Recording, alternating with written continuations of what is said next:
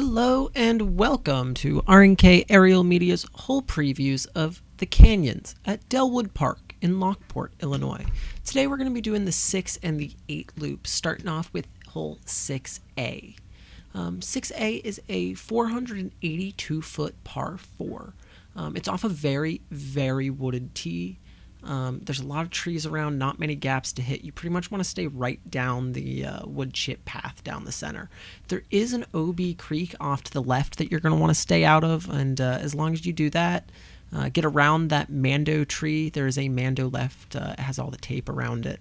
But as long as you can pretty much follow the path, you're going to be looking good on this hole. Hole 6B is an 178-foot par 3. It's a very uphill tee shot, but not a very far hole. It definitely does take a little bit more power than you think it will to get up the hill. Where the trees are positioned, although there really aren't too many of them, it kind of gives you a few weird gaps you can try and go through. I normally try and throw a hyzer shot with a zone, and it is hit or miss sometimes, but it normally will get you up there. Hole 6C is a 295-foot par 3. Again, we're pretty much just going to follow this wood chip path right down the middle. It's not a super wooded hole, but there definitely are a few trees you're going to want to avoid, especially as you get closer to the green. It just becomes more and more wooded with those guardian trees there. Hole 6D is a 250-foot downhill shot. It's kind of similar to hole 16 on the normal layout, except it's a lot more wooded. There's a lot more that can go wrong. You got that OB creek there on the right that when we flew this was pretty dry, but it's normally a lot of water running through there.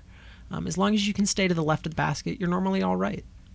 Hole 6E is a 258-foot par 3. Again, we got that path running right down the middle that we're going to want to follow. There are a few trees off to either side of the pathway there, but if you can just keep it right down the center, you'll be looking good on this hole.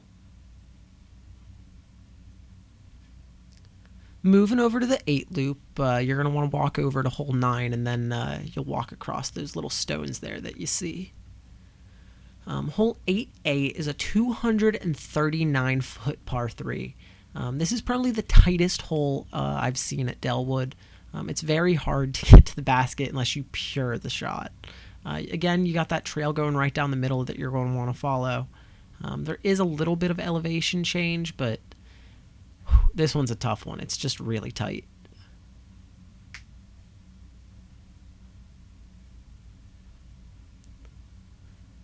Hole 8B is a 253-foot par 3. There is a little bit of elevation change with that bump right off the tee. You're also just going to follow the trail here again. There are a lot more trees to contend with on this hole, and it's a very weird kind of shape you want to get to this shot, where it's kind of ending off to the right, but you also need to go really far to the left. Yeah.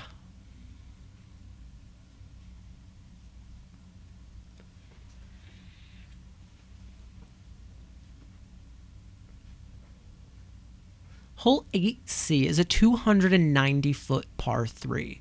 It's blind off the tee because you do have a little bit of uphill elevation there right off the tee. As you get to the peak of that hill, though, you'll see the basket there in the distance. There are definitely a few trees that are going to be in your way, notably that one leaning there right to the left of where we are now. And then as you get up closer to the basket, there are a few more guardian trees that you'll want to avoid, but on a 300-foot hole, if you can just throw it straight, you'll be pretty good.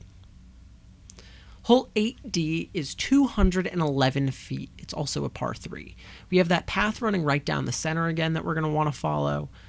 This is a pretty simple hole to end off the little loop here. It's a lot of times just a nice forehand hyzer shot up to the basket. At only 211 feet, a lot of people can get right there up next to the basket.